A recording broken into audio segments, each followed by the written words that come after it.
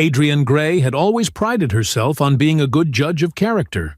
20 years of building her financial consultancy firm from the ground up had taught her to read people quickly and accurately. That skill had served her well in the boardroom, helping her close deals that her male counterparts couldn't. But standing in her kitchen at 6:30 in the morning, coffee mug clutched so tightly her knuckles had turned white, she wondered if she'd made the worst misjudgment of her life. The first ray of dawn filtered through her kitchen's east-facing windows, catching the auburn highlights in her hair as she stared vacantly at the family photo on her refrigerator. It was from their trip to Cape Cod 3 weeks ago. Her and Liam, smiling, carefree. His arm was draped casually around her shoulders, and she remembered feeling so certain then that she'd finally found someone real. "I'm such a fool," she whispered to herself, setting down the coffee mug with a controlled motion that betrayed the chaos inside her. For the third time that morning, she replayed what she'd seen the night before. Liam, emerging from Alexis's room just after midnight, quietly pulling the door closed behind him. The image was burned into her memory. His careful movements, the way he'd checked the hallway before stepping out, the guilty start when he'd spotted Adrienne standing there. 3 months. They'd only been living together for 3 months. It seemed impossible that things could unravel so quickly, but the evidence was mounting. Late nights, distracted conversations, the subtle withdrawal of affection, all the classic signs she'd managed to ignore until now. The light bulb needed changing, he'd said when she confronted him, holding up the evidence, an actual bulb in his hand. The explanation was plausible, yet something in his voice had sounded off. A slight tremor, perhaps, or the way his eyes had shifted briefly to the left. Adrienne checked her watch, a slim, elegant timepiece that had been a gift to herself when she'd signed her 100th client. 6:45. Alexis would be down soon to start breakfast, and Liam would follow shortly after. She needed to compose herself before facing them. The businesswoman in her, the strategist, wanted more information before taking action. Jumping to conclusions without adequate data was never her style. She moved to the large bay window overlooking her meticulously landscaped garden, remembering the evening 2 months ago when she and Liam had sat on the patio discussing their future. It had been a mild spring evening, the kind that makes Bostonians forgive the brutal winters. "I've never met anyone like you," he'd told her that night, his voice earnest in the gathering darkness. "Someone who sees me for who I am, not what I can give them." The memory made her chest ache now. Had it all been an act? She'd told him about her past relationships that night, how her previous partners had been drawn to her wealth and status rather than to her as a person. How the last one had actually tried to sue her for half her assets after just 6 months of dating. Liam had seemed different, genuine. He'd refused her offer of a position at her company, saying he wanted to succeed on his own merits. That integrity had captivated her. The sound of footsteps on the stairs interrupted her thoughts. Adrienne straightened her posture and smoothed the front of her silk blouse. Years of business negotiations had taught her the value of a poker face. She turned just as Alexis entered the kitchen, her young face brightening at the sight of Adrienne. "Good morning, Ms. Gray. You're up early today," Alexis said, tying her apron around her slender waist. At 26, she possessed the fresh-faced beauty that Adrienne had once taken for granted in herself. There was an innocence about her that made Adrienne's suspicions feel almost sordid. "I have an early conference call with Tokyo," Adrienne replied evenly. "Thought I'd get a head start." As Alexis busied herself with breakfast preparations, Adrienne observed her closely. Was there guilt in those movements? Some sign of a woman sleeping with her employer's partner? But Alexis seemed completely at ease, humming softly as she cracked eggs into a bowl. "Would you like some fresh coffee? This pot looks like it's been sitting a while," Alexis offered. "That would be lovely, thank you." Adrienne's tone was neutral, professional, the same voice she used with difficult clients. She watched as Alexis prepared the coffee, noting the efficiency of her movements. Liam had recommended Alexis for the position when Adrian mentioned needing household help, explaining they'd worked together briefly at his previous job. At the time, it had seemed like a perfect solution, someone trustworthy who needed the income while finishing her business degree. Now, Adrian wondered if there had been more to the suggestion. "Will Mr. Westbrook be joining you for breakfast?" Alexis asked, the question innocent enough on the surface. "I believe so. He should be down shortly." Adrian took a deliberate sip of her coffee, studying Alexis over the rim. "You two seem to get along well." Something flickered across Alexis's face, too quick to interpret conclusively. "He's very kind," she replied, turning her attention back to the stove. "Everyone at the house misses him since he moved." "The house?" Adrian filed this information away, another piece to the puzzle. Liam had told her he'd been renting an apartment before moving in with her. What house was Alexis referring to? Before she could probe further, Liam appeared in the doorway, 6 feet of solid dependability in a white button-down shirt and navy slacks, his dark hair still damp from the shower. For a moment, looking at him, Adrian felt her doubts waver. How could this man, with his steady gaze and honest face, be deceiving her? "Morning, beautiful," he said, crossing the kitchen to kiss her cheek. If he sensed her stiffness, he didn't show it. "You're up early." "Tokyo call," she repeated, watching as his gaze briefly flicked to Alexis, who kept her eyes on the breakfast preparations. The exchange lasted less than a second, but Adrienne caught it. A silent communication, perhaps. As they sat down to breakfast, the conversation remained superficial. Work schedules, weather, plans for the weekend. Adrienne participated mechanically, her mind racing through possible scenarios and solutions. The methodical approach that had built her business empire was now focused on a far more personal problem. When Liam left for work, his goodbye kiss was warm but hurried. No different from any other day, really. Except that today, every action seemed laden with potential meaning. Adrian watched through the window as he backed his modest sedan out of the driveway. The car was another point in his favor. When they'd met, he'd shown no interest in upgrading to something flashier, despite her offers. "Will there be anything else, Ms. Gray?" Alexis asked, beginning to clear the breakfast dishes. "Actually, yes," Adrian decided on impulse. "I'm thinking of redecorating the guest bedroom. Would you mind if I took some measurements later today?" "Of course not," Alexis replied smoothly, "though I'll be at my afternoon classes from 1 until 4. "Perfect." 3 hours alone in the house would give Adrienne the opportunity she needed. She smiled, a businesswoman closing a deal. "That works beautifully. Thank you, Alexis." When the young woman had left the room, Adrienne pulled out her phone and made a call to her assistant, canceling her afternoon appointments. Then she opened her laptop and began researching surveillance cameras. If her instincts were wrong, she'd feel foolish, perhaps even ashamed. But if they were right? By noon, Adrienne had purchased everything she needed from an electronics store across town. The tiny camera was designed to look like a smoke detector, inconspicuous enough to escape notice. As she drove home, she felt a cold determination replace her earlier turmoil. Whatever was happening in her house, she would uncover it. Adrienne Gray had built an empire by addressing problems head-on, and she wouldn't start backing down now.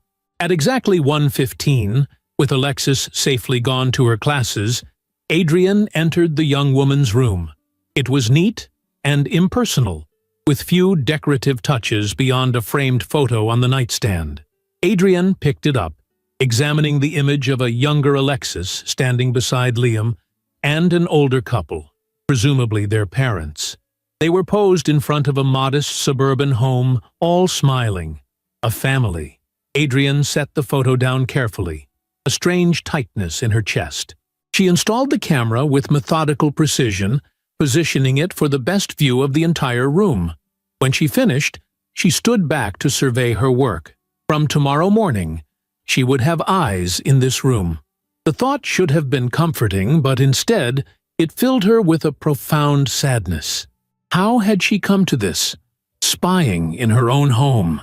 That night, As she lay beside Liam in their king-sized bed, Adrian listened to his steady breathing and wondered what secrets it might contain. In the darkness, she could almost convince herself that her suspicions were absurd, the product of past disappointments rather than present reality. But then she remembered his face as he'd exited Alexis's room, and her resolve hardened. "Is everything okay?" Liam's voice startled her. "You've been quiet tonight." Adrian turned to face him, wishing she could see his eyes clearly in the darkness. "Just tired," she said. "Work has been demanding lately." His hand found hers under the covers, warm and solid. "You push yourself too hard. Always have, from what you've told me." For a moment, the gesture nearly undid her. How could this touch, so genuine and comforting, belong to someone who might be betraying her? She squeezed his hand in response, unable to trust her voice. "Good night, Adrian," he murmured, already drifting back to sleep. "Good night," she whispered back, knowing that for her, sleep would remain elusive. Tomorrow, the camera would begin recording, and soon after, she would have her answers, for better or worse. In the quiet darkness of her bedroom, surrounded by the luxury her success had afforded her, Adrienne Gray felt utterly alone with her suspicions. She had spent a lifetime building walls to protect herself, only to find that the threat might have come from within. As she stared at the ceiling, waiting for dawn, one thought kept circling in her mind.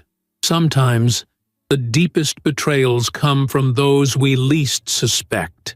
The morning light filtered through the blinds as Adrienne opened her eyes, momentarily disoriented. She'd finally fallen asleep around 3 in the morning, her mind exhausted from endless cycles of suspicion and doubt.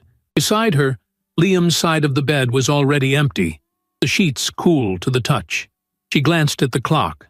7:15. He must have left early for work, or perhaps he hadn't. The thought slithered into her mind before she could stop it. She sat up abruptly, reaching for her phone on the nightstand. With a few quick taps, she accessed the surveillance app she'd installed the previous day. The feed from Alexis's room appeared on her screen, showing an empty, undisturbed bedroom. Adrienne wasn't sure if she felt relief or disappointment. Downstairs, she found Alexis preparing breakfast as usual, cheerful and seemingly untroubled. There was no sign of Liam. "Good morning, Ms. Gray," Alexis greeted her. "Mr. Westbrook left about 45 minutes ago. Said something about an early inventory at the store." Adrienne nodded, accepting the cup of coffee Alexis offered. "Thank you. I must have been sleeping deeply. I didn't hear him leave." "He was very quiet," Alexis replied, turning back to the stove. "Said he didn't want to wake you since you seemed so tired lately." How considerate, Adrienne thought, uncertain whether to interpret this as evidence of Liam's genuine care or his guilt manifesting as overcompensation. She sipped her coffee slowly, observing Alexis's movements for any telltale signs of deception, but the young woman seemed perfectly at ease, humming softly as she prepared a vegetable omelette. "Your classes went well yesterday?" Adrienne asked casually.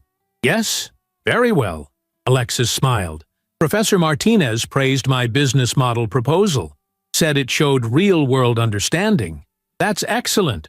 Your degree is in business administration, correct?" "Yes, ma'am. I'll be the first in my family to graduate college." There was undeniable pride in her voice, and something else, a hint of determination that Adrienne recognized from her own early career days. "That's quite an achievement," Adrienne said sincerely. Despite her suspicions, she couldn't help but respect the young woman's ambition. After breakfast, Adrienne retreated to her home office, a sleek, modern space overlooking the garden. She had calls scheduled all morning, but her focus kept drifting to the surveillance app open in a minimized window on her computer. Every few minutes, she would check it, only to see Alexis going about her normal cleaning routine around the house. Nothing suspicious, nothing incriminating. By midday, Adrienne began to wonder if she'd overreacted. Perhaps there was an innocent explanation for what she'd seen. Perhaps the light bulb really had needed changing. But then, why the secrecy? Why the careful check of the hallway before exiting? Why the strange tension at breakfast yesterday? At 1 o'clock, Alexis knocked on her office door. "I'm heading to class now, Ms. Gray. I've prepared a salad for your lunch. It's in the refrigerator." "Thank you, Alexis. Have a good afternoon." Alone in the house, Adrienne tried to focus on work, but her thoughts kept circling back to Liam and Alexis. On impulse, she rose from her desk and walked to Liam's study, a small room he used primarily for paying bills and occasional work he brought home.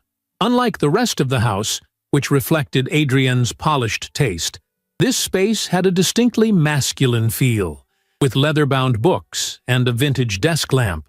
She hesitated at the doorway, aware that what she was about to do crossed another boundary. Searching someone's personal space felt invasive, a violation of trust.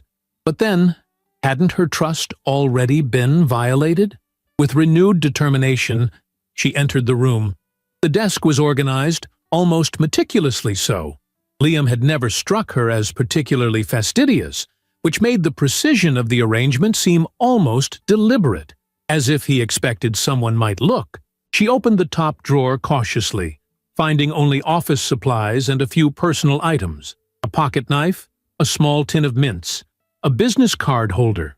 The second drawer contained financial documents, bills, bank statements, pay stubs. Adrienne flipped through them quickly, noting that Liam's salary from the hardware store was modest but respectable. She knew he wasn't with her for money. He'd made that clear from the beginning, refusing her offers of financial assistance even when his car needed expensive repairs. In the bottom drawer, she found a stack of envelopes bound with a rubber band. They were addressed to a P.O. box in Liam's name, with no return address. Adrienne's heart quickened as she slipped one open, expecting to find evidence of a secret life, perhaps communications from another woman, or financial transactions he'd kept hidden. Instead, she found receipts. Dozens of them, meticulously organized by date, all from Western Union.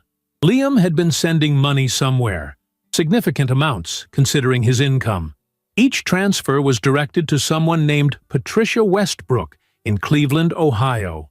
Adrienne sat back in Liam's chair, frowning. Patricia Westbrook.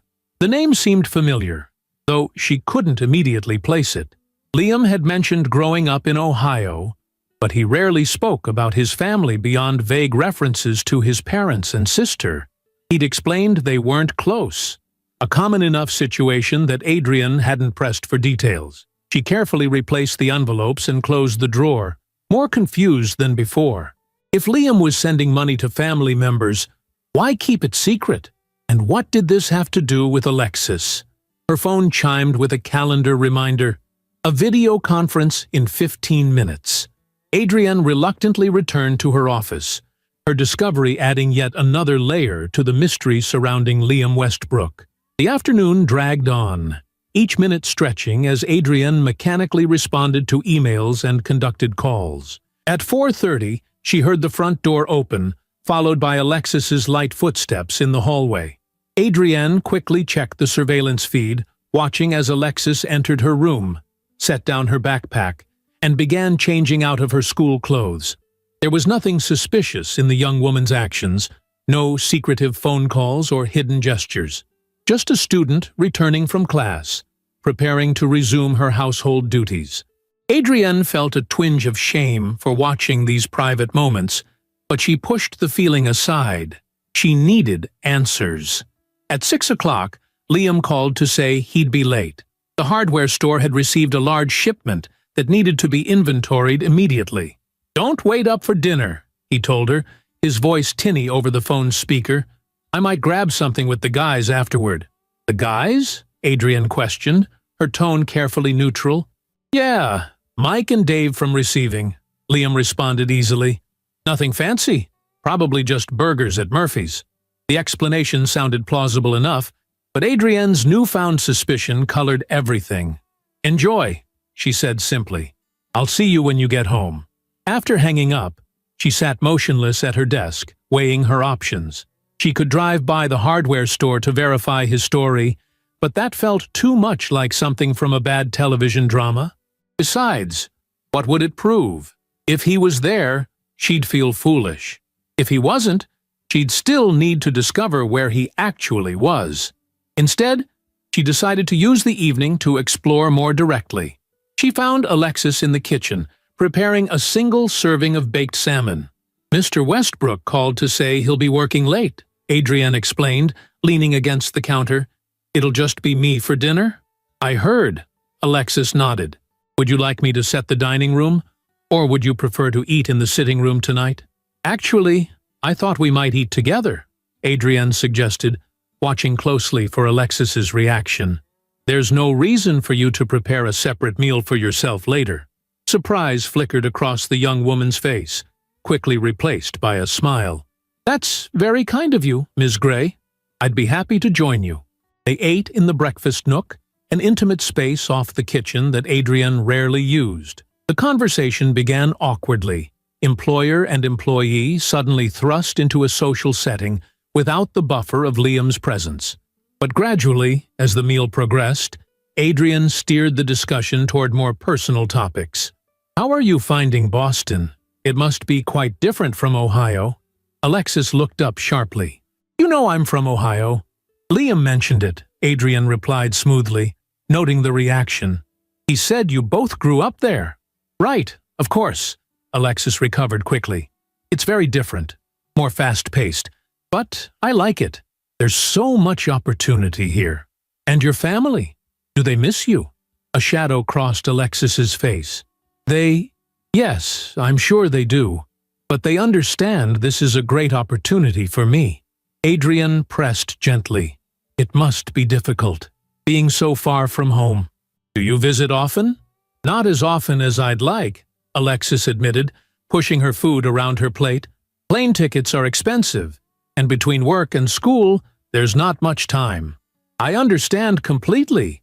Building a career requires sacrifice." Adrienne paused, then added casually, "I'm curious, how did you and Liam come to work together before?" Alexis's fork halted midway to her mouth. For a split second, something that looked like panic flashed in her eyes. "Oh, it was just a small shop in our hometown. Nothing special. I was just helping out during summer breaks." The answer was vague. Deliberately so, Adrienne suspected. She decided to push further. "It's fortunate that your schedules aligned to bring you both to Boston at the same time." Alexis set down her fork, her appetite apparently gone. "Yes, very fortunate," she agreed, her voice tight. "Ms.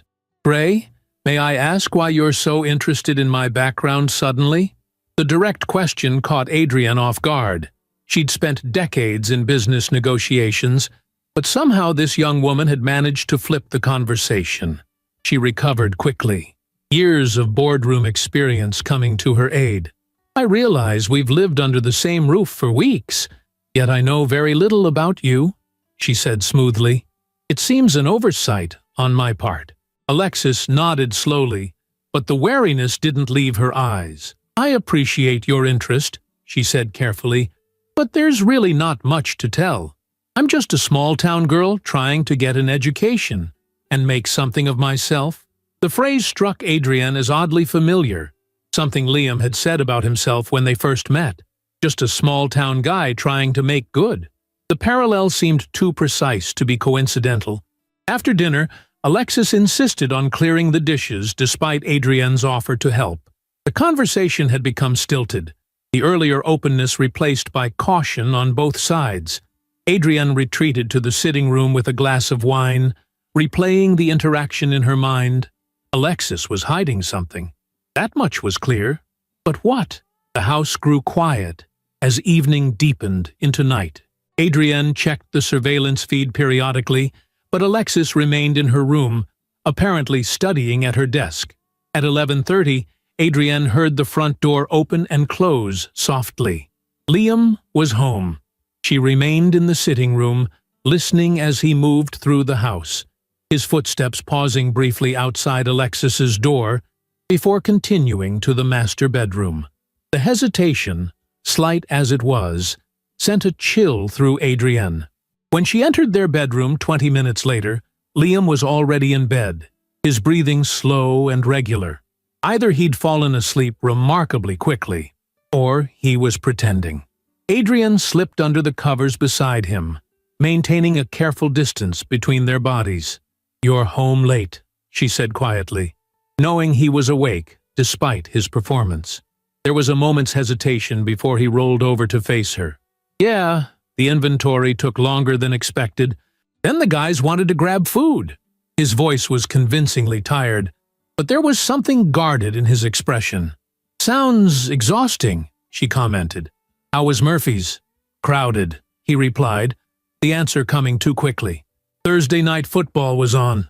Adrian nodded, noting that he hadn't actually confirmed they'd gone to Murphy's, just described a generic bar scene that could have been anywhere. She decided to take a risk. "I had an interesting dinner with Alexis tonight." Liam's body tensed subtly beneath the sheets. "Oh? That's nice. What did you talk about?" "Ohio, mostly. Your hometown. The shop where you two worked together." In the dim light, she saw his expression shift, a barely perceptible tightening around his eyes. "He told you about that, huh?" "Not in detail," Adrian replied, watching him carefully. She seemed reluctant to discuss it, actually. Liam yawned, a convenient way to break eye contact. "It was just a small hardware store, nothing like the place I manage now. Alexis helped out during summers in high school." The explanation matched Alexis's, but something in his delivery felt rehearsed, as if they'd agreed on this story beforehand. Adrian decided to push harder. "I also found something interesting today," she said, keeping her tone conversational. "Receipts for money transfers to Patricia Westbrook. Care to explain?" This time, the reaction was unmistakable. Liam sat up abruptly, fully awake now, his face a mask of shock and something else. "Fear? Guilt? You went through my desk?" His voice was low, controlled, but with an undercurrent of anger. "Yes," Adrian admitted, sitting up as well. "After I saw you coming out of Alexis's room the other night, I felt I had reason to be concerned." They stared at each other in the darkness, the trust between them suddenly as fragile as spun glass. Finally, Liam sighed, running a hand through his hair in a gesture of defeat. "It's not what you think, Adrian." "Then what is it?" she pressed. "Because right now, I'm thinking a lot of things. None of them good." Liam opened his mouth as if to explain, then closed it again. After a long moment, he said simply, "I can't talk about this now.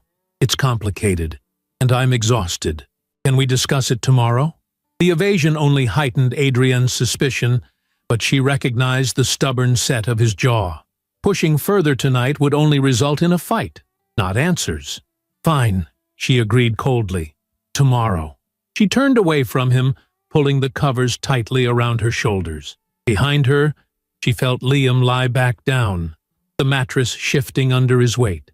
The space between them felt vast, unbridgeable. As she drifted into an uneasy sleep, Adrian's last thought was of the camera hidden in Alexis's room.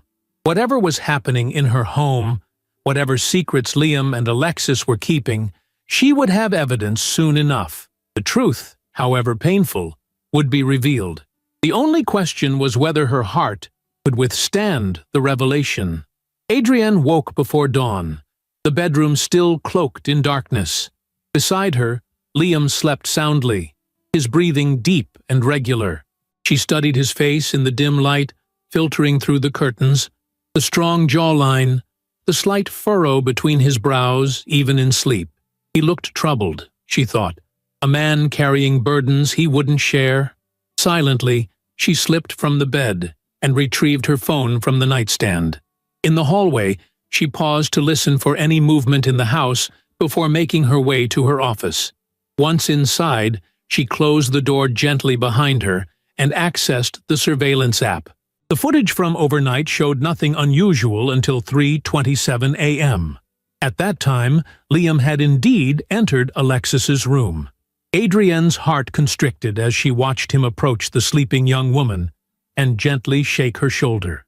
Alexis woke immediately, sitting up in bed with an expression that showed no surprise at his presence. only concern. They spoke in hushed tones, too quiet for the camera's microphone to pick up clearly. Adrian increased the volume to maximum, straining to hear their conversation. The words were fragmented, but she caught phrases.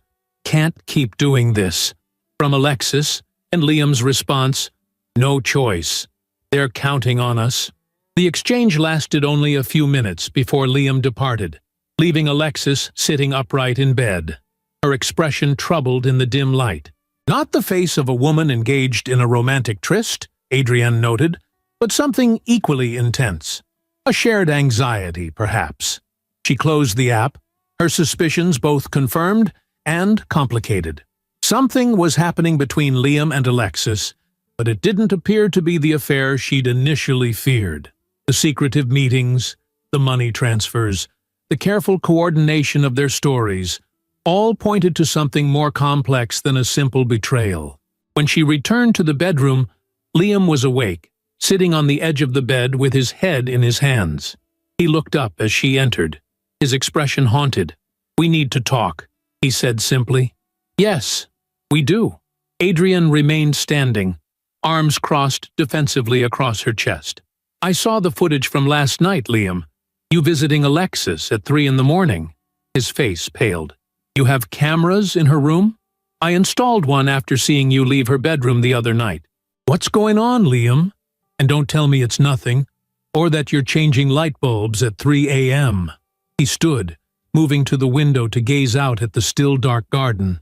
When he finally spoke, his voice was resigned. "I need to make a phone call first. Then I'll explain everything." "A phone call? Now?" Adrian's patience was wearing thin. "To whom, exactly?" "To Alexis," he replied, turning to face her. She should be part of this conversation. Adrian felt a surge of anger. "So you two can get your stories straight?" "No," Liam said firmly. "So we can finally tell you the truth. All of it." 10 minutes later, the three of them sat in Adrian's home office. Alexis perched nervously on the edge of a chair, still in her pajamas, with a robe hastily thrown over them. Liam stood by the window, his posture tense. Adrian sat behind her desk, the position giving her a sense of control she desperately needed. "I'm listening," she said coldly. Liam and Alexis exchanged a look, a silent communication that only heightened Adrian's unease. Finally, Liam took a deep breath. "Alexis isn't just someone I used to work with," he began. "She's my sister." The statement hung in the air, simple yet profound in its implications. Adrian stared at them, looking for the family resemblance she'd somehow missed. It was there, subtle but unmistakable in the shape of their eyes, the angle of their jawlines. "Your sister," she repeated slowly. "You told me your sister was still in Ohio." "I lied," Liam admitted, his voice strained. "About that and other things? Not because I wanted to deceive you, but because I was afraid of how it would look." "How what would look?" Adrian demanded, her gaze shifting between them. "That you brought your sister to work in my house without telling me? That you've been having secret meetings and sending money to someone named Patricia Westbrook, who I assume is your mother?" Alexis nodded, tears forming in her eyes. "Yes, Patricia is our mom, and I'm so sorry for the deception, Ms. Gray. It was never meant to hurt you." Adrian leaned back in her chair, the pieces beginning to fit together, yet still forming an incomplete picture. "Explain.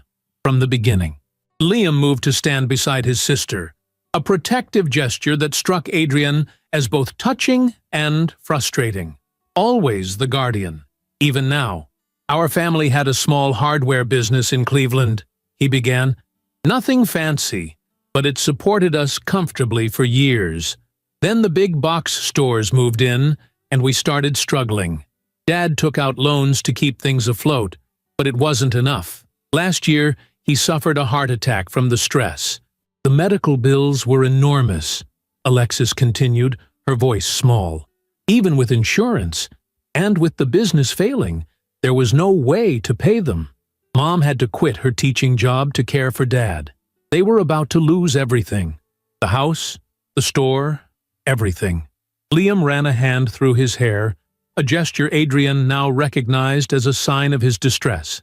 I moved to Boston 6 months ago for the management position at Hartman's Hardware. The salary was better than anything I could find in Cleveland. Every month, I send half my paycheck home to help with the bills. But it wasn't enough, Alexis added. Not with Dad's ongoing care and the business debts.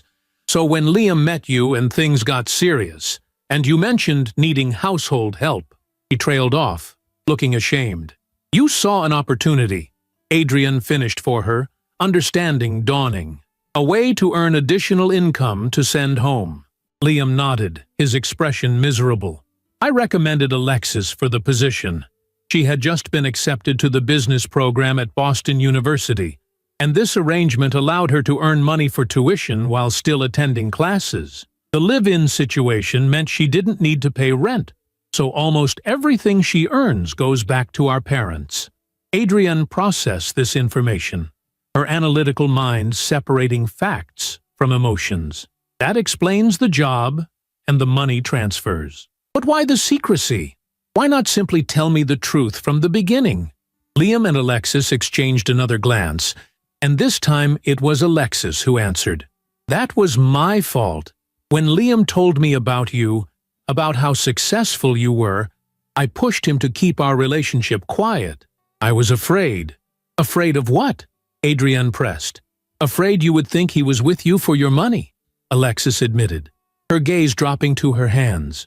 That if you knew about our family's financial troubles, and then his sister suddenly became your maid, it would seem calculated, like we were trying to take advantage of you. The word struck Adrian with particular force, echoing her own initial fears when she discovered Liam in Alexis's room. She'd immediately suspected him of the very thing they'd been trying to avoid. And the late-night meetings? She asked, her voice softer now. Alexis has been handling the finances for our parents, Liam explained, coordinating bill payments, negotiating with creditors. Sometimes issues come up that need immediate attention, and with our schedules, late night was the only time we could talk privately. Like last night, Adrian recalled. What was so urgent at 3 a.m? Alexis looked up, her eyes red-rimmed but direct. The hospital called yesterday evening. Dad's condition has worsened. They're recommending a specialized procedure that insurance won't fully cover. $20,000 out of pocket, minimum. I was trying to figure out how to tell Liam when he came to check on me last night. I've been working a second job, Liam added quietly. Night shifts at Murphy's Bar, 4 evenings a week. That's where I really was last night. Not inventory at the store. But even with that extra income, this new medical expense is beyond what we can manage. The revelation landed heavily in the room. Adrienne thought of the receipts she'd found, the modest sums that represented such a significant portion of Liam's income.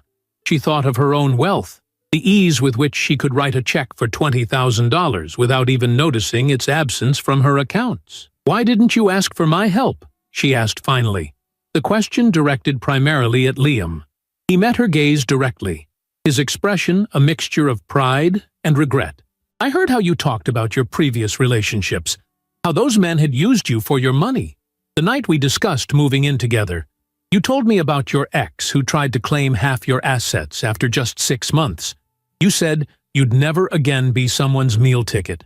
So you decided to struggle in silence instead," Adrienne concluded, "working yourself to exhaustion with 2 jobs, sending every spare dollar home. I wanted to prove I was different," Liam said quietly, "that I loved you for you, not what you could give me. Asking for financial help, especially so early in our relationship, felt like proving your worst fears right." The office fell silent as Adrienne absorbed everything she'd heard. The deception hurt, certainly, but underneath it lay a motivation she could understand, misguided though it might have been. Liam had kept his family's troubles secret, not to betray her, but in a twisted way, to protect their relationship from the very suspicions she'd eventually developed anyway. "The night you saw Liam leaving my room," Alexis volunteered hesitantly, "I'd received an email from Mom about Dad's worsening condition. Liam came to discuss our options. He really did change my light bulb too. It had burned out earlier that evening. A small, hysterical laugh escaped Adrienne. After all her suspicions, the light bulb excuse had actually been true. And the "I love you" I heard through the surveillance last night? Both siblings looked surprised at this revelation. "You have audio too?" Liam asked, dismayed.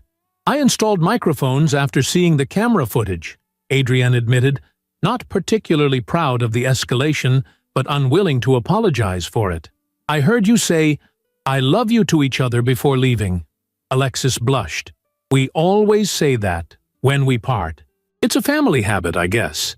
After Dad's heart attack, we became more aware of how important it is to express feelings while you can." The explanation was simple, touching, and entirely believable. Adrienne felt the last of her suspicions beginning to crumble, replaced by a complex mixture of emotions. Relief that Liam wasn't betraying her romantically, hurt that he hadn't trusted her with the truth, and embarrassment over her elaborate surveillance operation. "I understand why you kept this from me," she said finally. "But relationships require trust, Liam. How can we build a future together if you're hiding something this significant?" "I know," he acknowledged, his voice heavy with regret. "I told myself it was temporary, that once we'd been together longer, once you were sure of my feelings, I could explain everything.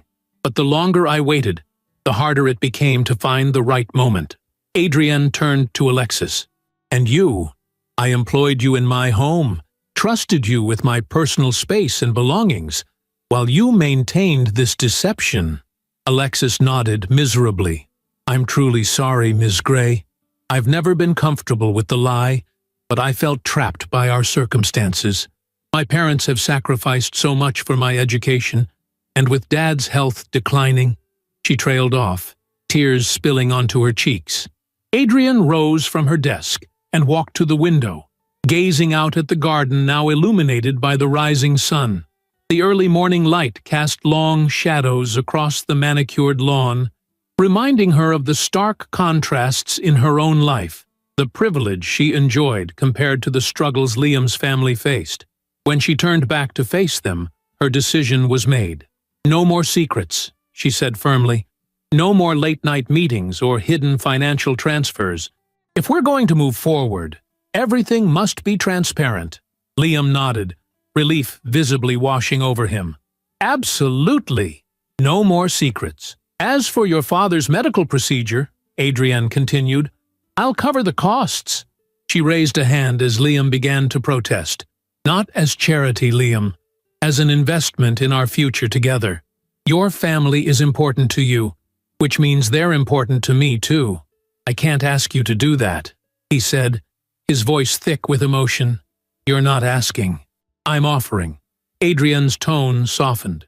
"Would you rather work yourself to exhaustion at 2 jobs while your father's condition deteriorates? Pride is a luxury you can't afford right now, Liam."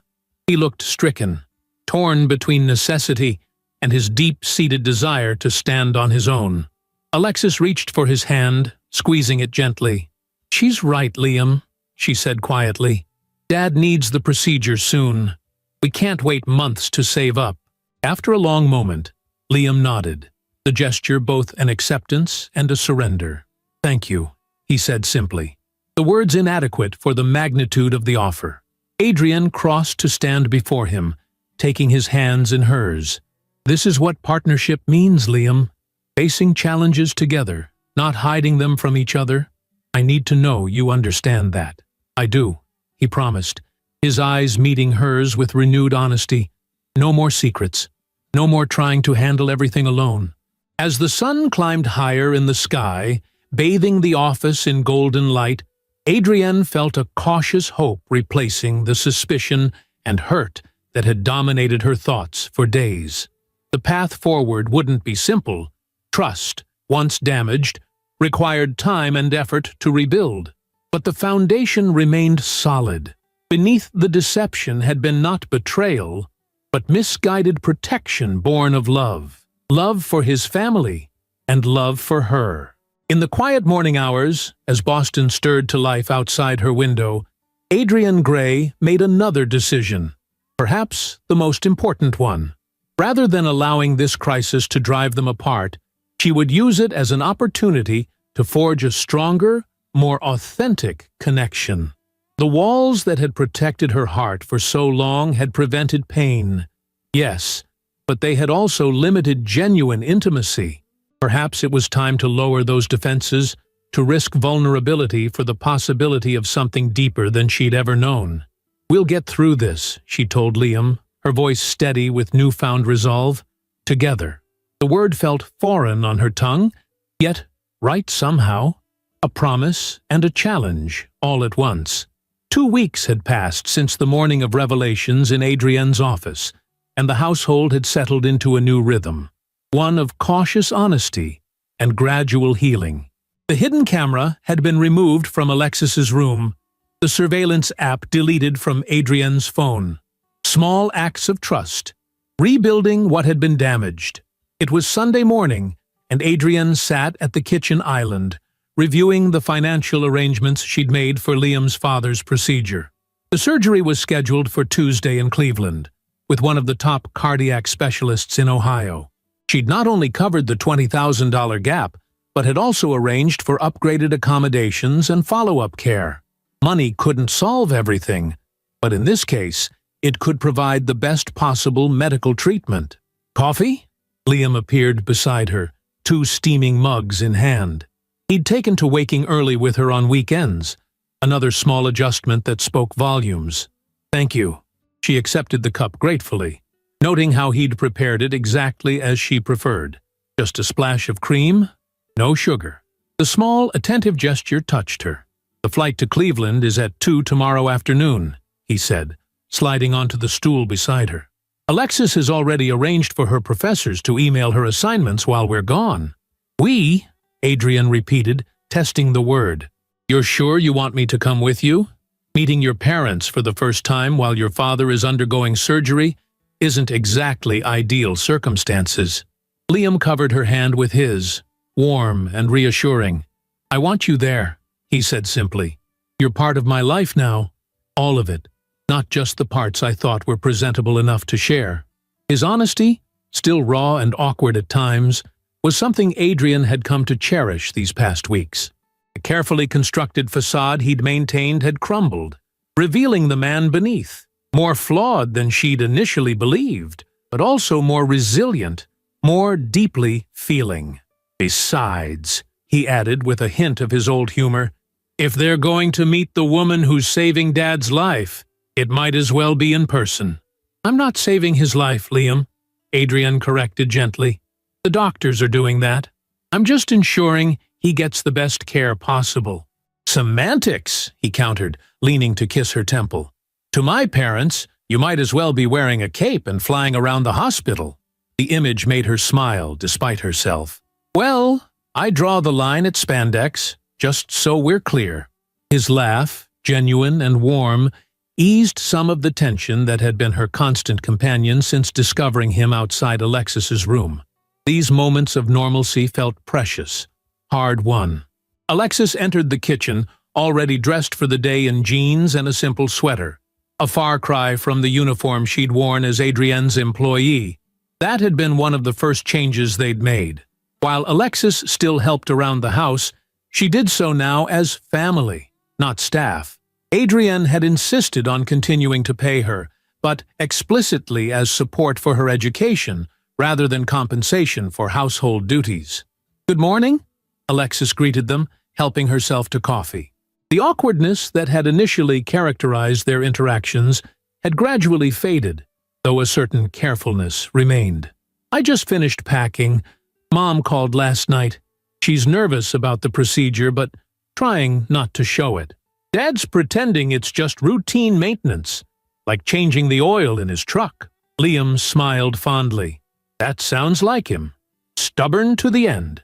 Wonder where you got that particular trait," Adrienne remarked dryly, earning a playful nudge from Liam. As they discussed the logistics of the trip, Adrienne found herself studying the siblings, seeing now the familial connection she'd somehow missed before. It wasn't just their physical resemblance, the shared expressions, the similar gestures when emphasizing a point. It was the underlying bond, the way they instinctively understood each other's thoughts with just a glance, the kind of connection that came from a lifetime of shared experiences, both good and difficult. "I should get going," Alexis said, glancing at her watch. "Study group at the library. Last chance to prepare before we leave tomorrow." After she'd gone, Adrian and Liam moved to the patio with fresh coffee. The October morning was crisp, but not yet cold. The garden ablaze with autumn colors. They sat in comfortable silence for a while, watching the occasional leaf drift down from the maple tree that dominated the back corner. "Penny called yesterday," Adrian said eventually. "The Richmond deal is finally moving forward." "That's the shopping center development, right?" Liam asked, demonstrating his attentiveness to her work despite his own preoccupations. "The one where the investors were dragging their feet?" "That's the one." She felt a surge of appreciation for his interest, the way he kept track of the projects that mattered to her. "It's a $30 million deal. If all goes well, it will be the largest our firm has ever handled." "That's amazing, Adrienne." His pride in her accomplishment was genuine, untainted by the envy or competitiveness she'd experienced with previous partners. "You've built something incredible." "It wasn't always this way," she admitted, memories surfacing from the early days of her career. "When I started, I was the only woman in a boardroom full of men who expected me to bring them coffee rather than investment strategies. My first year, a client asked if I was someone's secretary taking notes at a meeting I was actually leading." Liam's expression darkened. "What did you do?" I corrected him politely, then proceeded to outline a financial strategy that saved his company $2 million that quarter. She smiled at the memory. "He became one of my most loyal clients after that." "That doesn't surprise me at all," Liam said, his admiration evident. "You're formidable when you set your mind to something, including installing surveillance equipment," she acknowledged ruefully. "I'm still not proud of that, you know." "You had reason to be suspicious," he countered. "I was behaving strangely, disappearing at odd hours, having secret conversations with the young woman living in our house. In your position, I might have done the same." His forgiveness, freely given, eased some of the lingering guilt she carried about the invasion of privacy. Still, the memory of those days of suspicion served as a reminder of how easily trust could be damaged, and how painfully difficult it was to rebuild. "What changed your mind?" Liam asked suddenly. "About me, I mean. Even with the camera footage, you could have concluded the worst. Why didn't you?" Adrienne considered the question carefully. "It was the way you spoke to Alexis," she said finally. "Even without hearing all the words clearly, I could see the care between you. Not romance, something deeper. There was a protectiveness in your posture, a familiarity that spoke of years, not months. And when I heard you say, 'I love you' to each other, it didn't sound like lovers. It sounded like family." Liam nodded, understanding. "We've always been close, even as kids. When our parents worked late at the store, I was the one making sure Alexis did her homework, got dinner, went to bed on time. She used to joke that I was more of a parent than a brother sometimes." "That explains a lot about you," Adrian observed. "The responsibility you carry, the way you try to solve everyone's problems yourself. Not the healthiest approach, as we've discovered," he acknowledged, with a self-deprecating smile. "My therapist would have a field day with that particular pattern." The casual mention of therapy, something he'd begun the week after their confrontation, was another sign of how much had changed between them. The willingness to be vulnerable, to acknowledge his struggles openly, rather than hiding them behind a facade of capability. "Have you thought more about what you'll do after your father recovers?" Adrienne asked, shifting the conversation toward practical matters. "About the family business?" Liam sighed, his expression growing somber. "The hardware store can't be saved, not in its current form. The big box competitors have too much of a foothold now. But I've been talking with Dad about repurposing the space, maybe turning it into a specialized workshop, offering custom carpentry and restoration services, something that differentiates us from the mass-market retailers." "That sounds promising," Adrienne said, her business mind automatically analyzing the concept. Boutique services are growing in demand as people seek authenticity and craftsmanship over mass production. That's what I was thinking too, Liam agreed. Dad has incredible woodworking skills that he rarely got to showcase in the hardware business. This would play to his strengths while creating a sustainable business model. Would you want to be involved? She asked, the question that had been hovering between them for days. Liam was silent for a moment, contemplating the fallen leaves swirling across the patio. Part of me feels I should move back to help them rebuild, he admitted. But another part, he turned to face her, his expression serious. Another part wants to build a life here, with you. The honesty of his statement touched her deeply. And if those two desires could be reconciled, she suggested, the family business could benefit from your management experience. But that doesn't necessarily require your physical presence every day. There are consultative roles, remote support.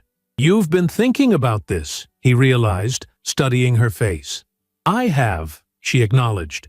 Your family is important to you, Liam. I don't want to be the reason you're torn between obligations. He reached for her hand, interlacing their fingers. Have I told you lately how extraordinary you are? Not in the last 24 hours, she teased, deflecting the compliment even as it warmed her. They spent the remainder of the morning discussing possibilities, brainstorming ways to support the Westbrook family business while maintaining their life in Boston. For Adrienne, who had spent decades making unilateral decisions, the collaborative process felt both foreign and exhilarating. A true partnership where her expertise was valued but not dominant. By early afternoon, clouds had gathered, bringing the threat of autumn rain. They moved inside, where Liam began preparations for dinner, a skill he'd revealed only recently, another aspect of himself he'd kept hidden in his effort to appear uncomplicated and self-sufficient. Adrienne watched from the counter as he moved efficiently around the kitchen, chopping vegetables for a stew that would simmer for hours. There was something deeply intimate about seeing this domestic side of him, more revealing, in some ways, than any physical intimacy they'd shared. What? He asked, catching her stare. Just thinking, she replied, about how many layers there are to you. The hard-working store manager, the self-sacrificing son and brother, the secret gourmet cook. He smiled, a touch of color rising to his cheeks. Not so much gourmet as practical. When you're responsible for feeding a hungry teenager on a budget, you learn a few tricks. Another skill developed taking care of Alexis, Adrienne noted. You really did raise her in many ways, didn't you? Liam's knife paused over the cutting board, his expression growing distant. Our parents worked 16-hour days to keep the store running. Someone had to make sure Alexis had clean clothes for school, help with her science projects, show up for her band concerts. It wasn't that our parents didn't care. They were working themselves to exhaustion to give us opportunities. But time was the one thing they couldn't provide. The revelation illuminated so much about Liam's character, his fierce protectiveness, his tendency to shoulder burdens alone, his drive to solve problems rather than simply acknowledge them. Traits that had led to their recent crisis, yes, but also qualities that made him the man she'd fallen in love with. And now, you're continuing that pattern, she observed gently, working 2 jobs, sending money home, sacrificing your own needs for theirs. It's what family does, he said simply, resuming his chopping.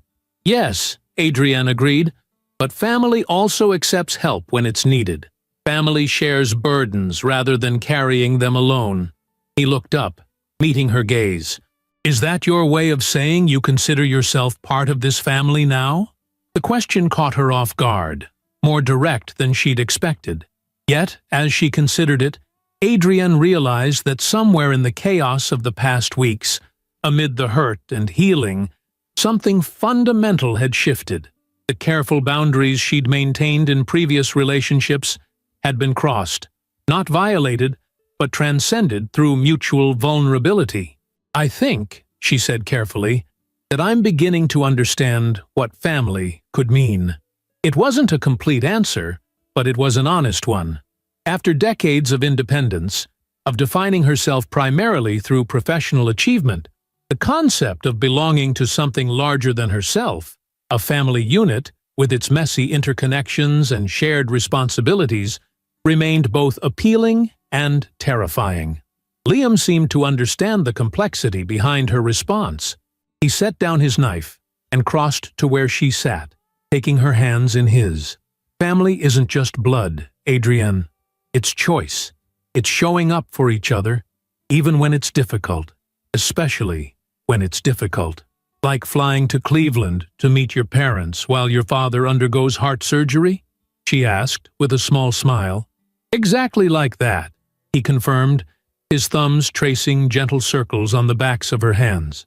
Though I should warn you, my mother will probably try to feed you enough food for 3 people and ask highly inappropriate questions about our future together.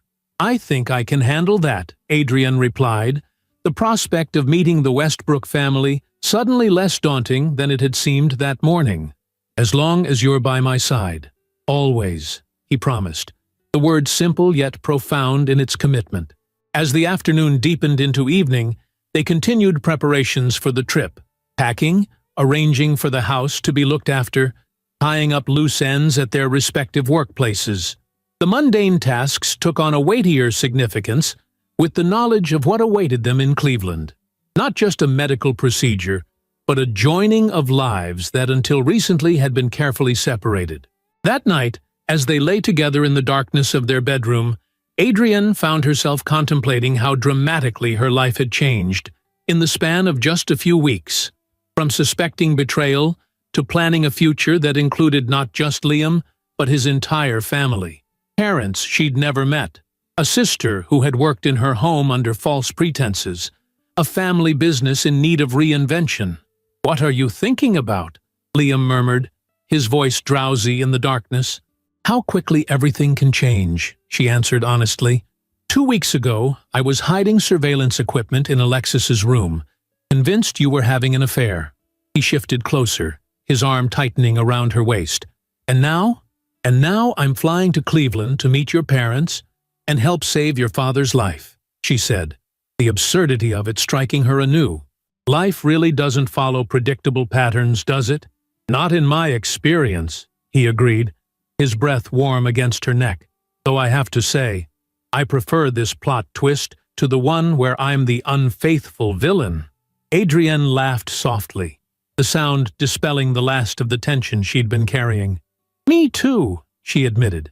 "Definitely me too." As sleep claimed them, Adrienne's final thought was not of surveillance footage or secret meetings, but of family, the one she'd never had, and the one she might be building now, unexpected, and imperfect, and real. In all her careful planning, in all her strategic business decisions, she'd never anticipated this particular development. Yet somehow, it felt right. A new chapter beginning not with suspicion, but with truth. The Cleveland Clinic stood imposing against the pale November sky, its modern architecture a stark contrast to the century-old buildings surrounding it. Adrienne stood by the waiting room window, watching as occasional snowflakes drifted past, the season's first snow, delicate and hesitant. Behind her, Liam paced the length of the room, checking his watch every few minutes despite the large wall clock clearly visible above the reception desk. "The doctor said 2 hours, Alexis reminded him gently, looking up from her textbook. Even now, with her father in surgery, she had managed to maintain her focus on schoolwork, a discipline born of necessity rather than indifference. "It's only been an hour and 40 minutes. "I know," Liam acknowledged, running a hand through his already disheveled hair. "I just keep thinking about all the things that could go wrong." Adrienne moved from the window to stand beside him, placing a steadying hand on his arm. "Dr. Levin is one of the best cardiothoracic surgeons in the country," she reminded him. "Your father couldn't be in better hands."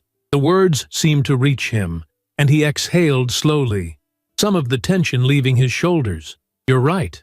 I know you're right." He covered her hand with his own. a gesture of gratitude that communicated more than words could convey. In the corner of the waiting room, Patricia Westbrook sat, straight-backed and still, her weathered hands clutching a rosary. She hadn't spoken much since they'd arrived the previous evening, her emotions seemingly too profound for casual conversation, but she had embraced Adrian with surprising warmth, whispering a simple "thank you" that held more meaning than an elaborate speech. Meeting the Westbrooks had been revealing in ways Adrian hadn't anticipated. She'd seen immediately where Liam got his strong work ethic and sense of responsibility. Mason Westbrook, despite being weakened by heart disease, had insisted on discussing the business plans they'd been developing. Patricia had produced a home-cooked meal within an hour of their arrival. Despite the stress of her husband's impending surgery, they were proud people, resilient in the face of hardship, uncomfortable with accepting help, but deeply grateful for it nonetheless. The family resemblance extended beyond physical features. There was a fundamental decency about them all, an integrity that couldn't be taught or bought. It reminded Adrienne of something her grandmother had once told her. Character is what you do when no one is watching. The Westbrooks, she realized, had character in abundance. Family of Mason Westbrook? A surgical resident appeared in the doorway, clipboard in hand. They gathered around her anxiously. Liam, Alexis, Patricia, and Adrian slightly apart, aware of her technical status as an outsider despite the pivotal role she'd played in making the surgery possible. The procedure went very well, the resident announced, her tired face breaking into a smile. Dr. Levin was able to complete the repair with no complications. Mr. Westbrook is being moved to recovery now. He's stable, and his vitals are strong. The collective release of tension was almost palpable. Patricia closed her eyes briefly, lips moving in silent prayer.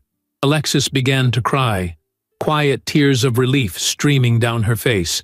And Liam, stoic, responsible Liam, who had carried his family's burdens for so long, simply stood there, momentarily speechless with emotion. "When can we see him?" Patricia asked, her voice steady despite her evident relief. "He'll be in recovery for about an hour, then move to the cardiac care unit. You can visit him there, 2 at a time, for 15 minutes each hour." The resident checked her notes. "Dr. Levin will come speak with you after his next procedure to discuss the details and recovery plan." As the resident departed, the family embraced, first Patricia and her children, then Alexis, pulling Adrian into their circle with natural ease. "You're part of this, too," she insisted, when Adrian hesitated. "You made this possible." The acknowledgement touched Adrienne deeply, though she tried to deflect it. "I just helped with the logistics. Your father's strength and Dr. Levin's skill did the real work." "Accept the gratitude, dear," Patricia said gently. "It becomes you." The simple wisdom in those words silenced Adrienne's protests. Perhaps this was another lesson the Westbrooks could teach her, how to accept appreciation with grace, without diminishing its value through denial. They retreated to the hospital cafeteria to wait for the recovery period to end.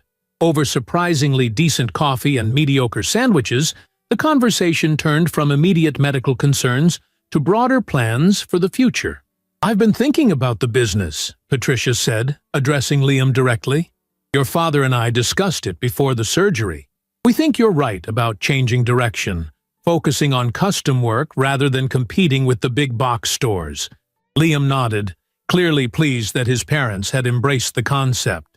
"The location is still valuable, and Dad's craftsmanship is exceptional. There's a growing market for authentic, handcrafted pieces." "The marketing would need to be completely different," Alexis chimed in, her business education evident in her analysis. "More emphasis on quality and heritage, less on convenience and price. A stronger online presence, too, to reach customers beyond just the local area." The twins, as the siblings discussed the business transformation, Adrienne found herself impressed by their complementary strengths: Liam's practical management experience, Alexis's fresh marketing perspective. Together, with their father's craftsmanship, they could potentially create something truly special. "You're very quiet," Patricia observed, turning to Adrian while the siblings continued their discussion. "What are you thinking?" Adrian smiled, caught in her observation. "I'm thinking that your children make a remarkable team. They balance each other beautifully." "They always have," Patricia agreed with maternal pride. "Even as children. Liam was always the planner, the protector. Alexis was the dreamer, seeing possibilities where others saw obstacles." She paused, studying Adrian with perceptive eyes. "He needs that balance in all his relationships, you know. Someone who challenges him to dream bigger, not just plan safer." The insight struck Adrian as profoundly accurate. In their short time together, she'd already seen how her willingness to take calculated risks complemented Liam's more cautious approach. Where he saw potential pitfalls, she saw opportunities. Where she might leap without looking, he ensured solid ground beneath their feet. "I've never been much of a dreamer," Adrian admitted. "I've always been more focused on concrete goals, measurable outcomes." "Perhaps," Patricia said with a knowing smile. "But you took a chance on my son when you had every reason to be cautious. That suggests there's more dreamer in you than you might admit." Before Adrian could respond, a nurse appeared to inform them that Mason had been moved to the cardiac care unit and could receive visitors. Patricia and Liam went first, leaving Adrian and Alexis to continue waiting. "Thank you," Alexis said after they'd gone, her voice quiet but intense. "Not just for the surgery, but for understanding. About all of it. The deception. The reasons behind it. Your intentions were good," Adrian acknowledged. "Misguided in execution, perhaps, but the underlying motivation came from love." "That's a generous way of looking at it," Alexis said, looking down at her half-eaten sandwich. "We should have trusted you from the beginning." "Trust is earned, not assumed," Adrian replied, surprising herself with the insight. "And I hadn't yet earned yours, just as Liam hadn't fully earned mine. We were all still testing boundaries, defining our relationships." "And now?" Alexis asked, looking up. Adrian considered the question carefully. "Now we begin again, with honesty as our foundation. It's stronger that way, even if it's occasionally more uncomfortable." When it was their turn to visit Mason, Adrian initially tried to hang back, feeling it was a moment for family. But Mason himself beckoned her forward from his hospital bed, his voice weak, but his eyes clear and alert. "So, you're the woman who's captured my son's heart and saved my life," he said, without preamble. "Quite an accomplishment in just a few months." "Dad," Liam protested, but there was no real censure in his tone. "I'm just stating facts," Mason insisted. "I was raised to call things what they are." He fixed his gaze on Adrian. "Thank you doesn't seem adequate, but it's what I have to offer." "Your recovery is thanks enough," Adrian replied, genuinely moved by his directness, "and the opportunity to know your family better." Mason nodded approvingly. "Good answer." He shifted slightly, wincing with the effort before continuing. "Liam tells me you've been discussing ideas for the business. I'd like to hear your thoughts, if you're willing to share them."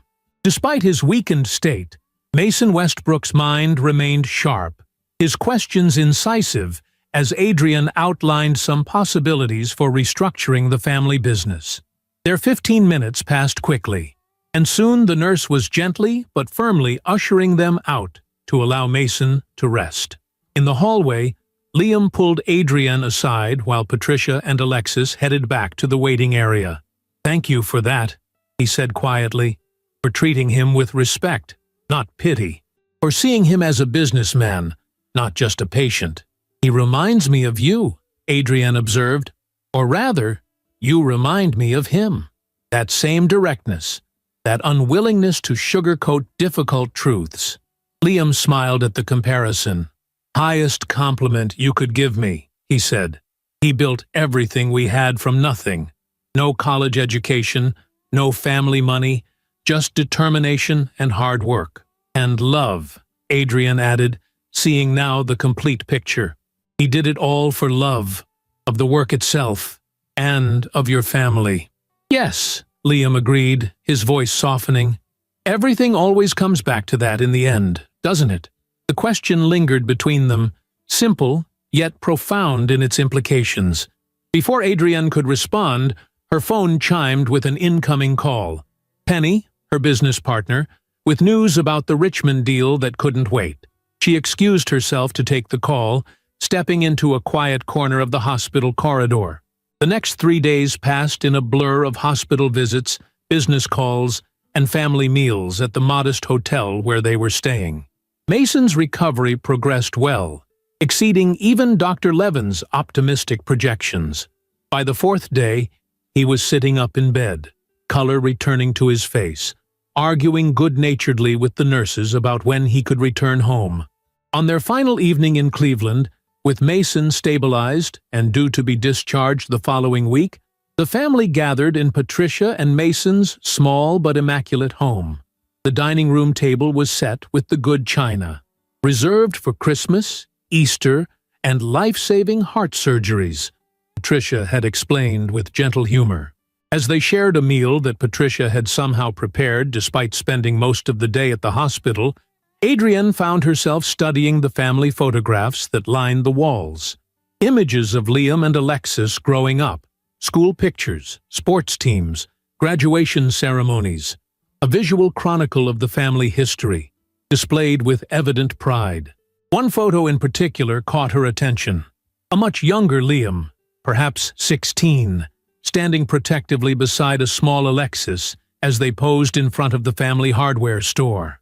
The sign behind them read, "Westbrook and Family, serving Cleveland since 1978.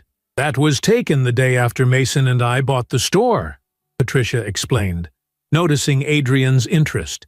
The children insisted on being included in the first official photograph.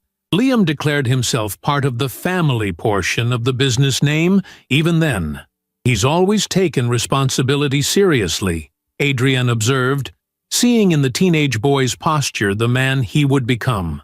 "Too seriously sometimes," Patricia agreed. "He forgets that shoulders were designed to share burdens, not bear them alone." She gave Adrienne a meaningful look. "I'm glad he's found someone who reminds him of that." Sakani Tantita, after dinner, as Alexis helped her mother with the dishes, Liam invited Adrienne for a walk through the neighborhood.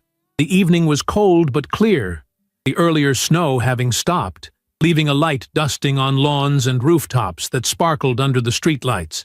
"This is where I grew up," Liam said as they walked, pointing out landmarks of his childhood. The park where he'd learned to ride a bike, the corner store where he'd bought penny candy, the high school where he'd played basketball but never quite made the starting lineup. It was a modest neighborhood, working class but well-maintained, with small houses set close together on tree-lined streets. So different from Adrienne's own upbringing in an affluent Boston suburb. Yet there was a warmth here, a sense of community that transcended material considerations. They stopped at a small playground, deserted in the evening chill. Liam brushed snow from a bench, and they sat together, watching their breath form clouds in the cold air. "You've been quiet today," he observed, echoing his mother's earlier comment. "Everything okay?" Adrienne nodded, gathering her thoughts. "I've been thinking about what your mother said, about shoulders being designed to share burdens." "Sounds like Mom," Liam agreed with a fond smile. "She has a way of cutting straight to the heart of things." "It made me realize something," Adrienne continued. "I've spent most of my life believing that independence was strength, that needing no one was the ultimate achievement. And now?" Liam prompted when she paused. "And now I'm starting to understand that there's a different kind of strength in vulnerability, in allowing yourself to need others, and in being needed in return." She turned to face him fully. "What I felt when your father thanked me, when I saw how my help had made a tangible difference for your family, it was unlike anything I've experienced in my professional life, despite all my success there." Liam took her hand, his own warm despite the cold air. "That's what it means to be part of something larger than yourself," he said. "To be family." The word resonated differently now, filled with meaning beyond its dictionary definition. Family. Not just a biological connection, but a choice to belong, to commit, to show up even when, especially when, things were difficult. I want that, Adrienne admitted, the confession both frightening and freeing. With you, with them, I want to learn how to be part of a family. Liam's expression softened, his eyes reflecting the streetlight's glow. You already are, he said simply. You proved that the moment you set aside your hurt and suspicion to help my father. Family isn't about perfect understanding or never making mistakes. It's about what happens afterward, how you choose to move forward together. As if to emphasize his point, he reached into his pocket and withdrew a small velvet box. I've been carrying this around for 3 days, waiting for the right moment, he explained, looking suddenly nervous. This isn't exactly how I planned it, sitting on a snowy bench in my old neighborhood, but somehow it feels right. Adrian's heart began to race as he opened the box, revealing a ring that caught the light. Not ostentatiously large or flashy, but elegantly designed, with a central diamond flanked by smaller sapphires that matched her eyes. I'm not proposing because of what you did for my family, Liam said, his voice steady despite the emotion evident in his eyes. I'm proposing because of who you are. Strong yet gentle, brilliant yet kind, cautious yet courageous when it matters most. He took the ring from its box, holding it between them like a promise. I love you, Adrienne Gray, the real you, not just the successful businesswoman, but the woman who installs surveillance equipment when she's afraid of being hurt, who flies across the country to meet a family in crisis, who's learning to trust again despite past disappointments. Will you marry me? The question hung in the cold air between them, crystalline in its simplicity, yet profound in its implications. Adrienne looked at the ring, then at Liam's face, open, honest, vulnerable in this moment of asking. She thought of the journey that had brought them here, from suspicion to understanding, from secrecy to truth, from independence to interconnection. Yes, she said, the single syllable containing multitudes. Yes, I will. As he slipped the ring onto her finger, as their lips met in a kiss that sealed the promise between them, Adrienne felt a certainty unlike anything she'd known before.